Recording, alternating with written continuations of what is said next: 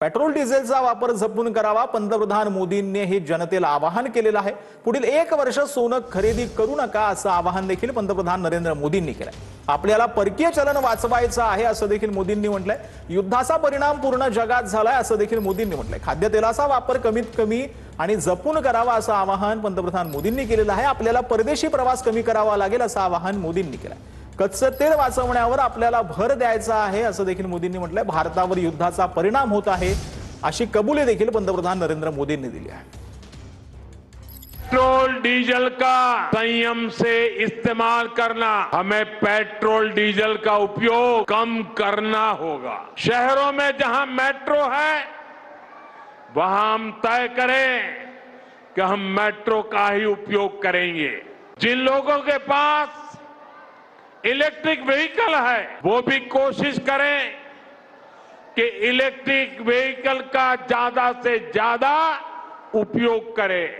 अगर हमें कहीं सामान भेजना हो तो कोशिश करनी है कि वह ज्यादा से ज्यादा रेलवे गुड्स के जो ट्रेन होती है रेलवे की सर्विसेज से भेजें, ताकि इलेक्ट्रिक रेलवे होने के कारण पेट्रोल डीजल की जरूरत नहीं पड़ती है।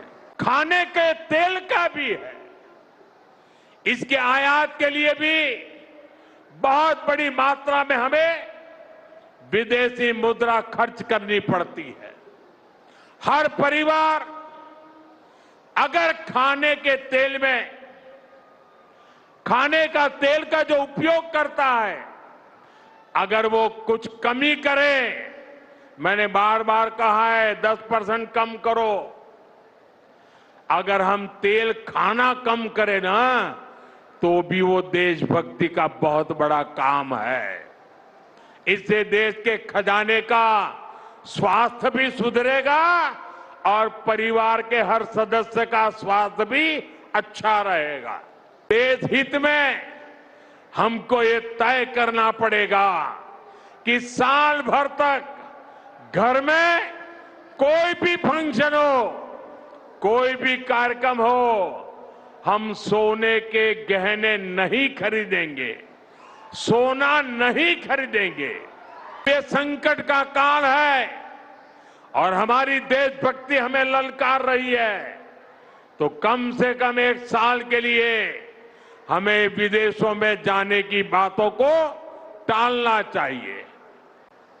Work from home, online conferences, virtual meetings, इनको हमें फिर से प्राथमिकता देनी है।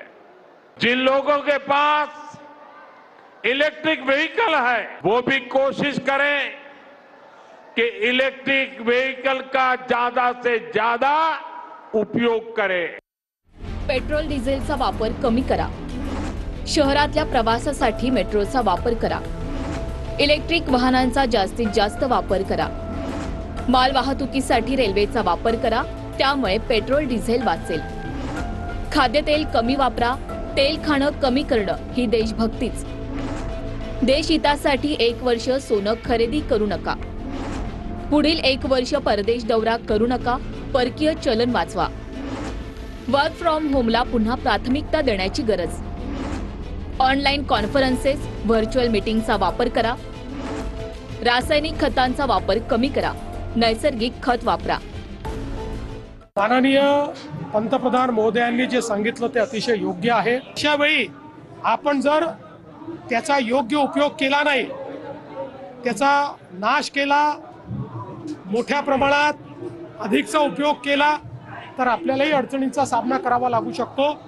आवश्यकतेनुसारच उपयोग हे जे प्रधानमंत्री मोदयांनी सांगितलंय ते सर्वांनी पाळावं असं आमचं आव्हान आहे। पंतप्रधान नरेंद्र मोदीजींनी आधीपासूनच स्वदेशी या विषयावर जास्त भर दिलेला आहे। आपल्या देशातला पैसा आपल्या देशातच राहावा आणि आपल्या देशातल्या उत्पादनाला त्या ठिकाणी महत्त्व द्यावं। प्रत्येक गोष्ट वापरताना स्वदेशी वापरावी। आपल्या देशाचा कमाईचा पैसा विदेशात जाऊ नये ही भूमिका पंतप्रधान नरेंद्र मोदींची आहे आणि या भूमिकेचं समर्थन आणि या भूमिकेला सहकार्य पूर्ण भारतीय करताचा हे महत्त्वाचं आहे. सारखं कुठलं तरी एखादं युद्ध सुरू होतं आहे आणि त्याची तीव्रता संपली तरी ते चालू जात आहे. मोदीजींचा देशाला हे आव्हान आहे की आपण दुसऱ्या देशातून येणाऱ्या मालावर डिपेंड राहणंच कमी करूया.